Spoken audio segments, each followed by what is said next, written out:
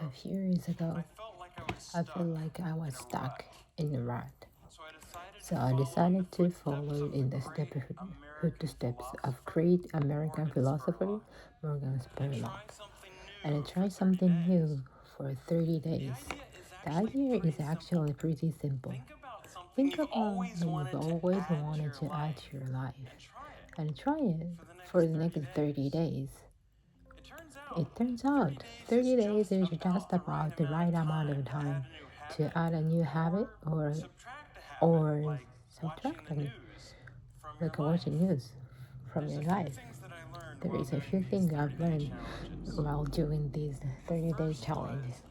The first was instead of months flying by forgotten, the time was much more memorable. This was the part of the challenge that I did to picture every day for a month. I remember exactly where I was and what I was doing that day. I always noticed that as I started to do more and harder 30 challenges and my self-confidence grew. I went from desk drawing computer nerd to the kind of guy who back to work for fun, for fun. Even last year, I ended up hiking up Mount Kilimanjaro. I would never have been that adventurous if I started those 30-day challenges.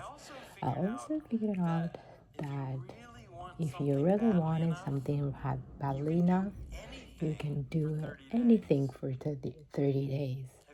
Have you ever wanted to write a novel? Every November, tens of thousands of people try to write their own 50,000 word novel from scratch in 30 days. It turns out all you have to do is write 1667 words a day for a month. So I did. So I did. By the way, the secret is not to go to sleep until you've written your words for a day. You might be sleep deprived, but you will finish your novel. Now, is my book the next great American novel? No, I wrote it in a month. It's awful. But for the rest of my life, if I meet John Hodgman in the test, I don't have to say I'm a computer scientist. No, if I want it, I can say I'm a novelist. So here is one last thing that I like to mention. I learned that when I made small, sustainable changes, things I could keep doing, they were more like to stick.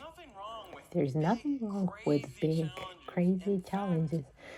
In fact, they're a ton of fun, but they're less likely to stick. When I gave up sugar for 30 days, day 31 looked like this. So here's my question to you. What are you waiting for? I guarantee you the next 30 days are going to pass whether you like it or not. So why not think about something you have always wanted to try and give it a shot for the next 30 days? Thanks.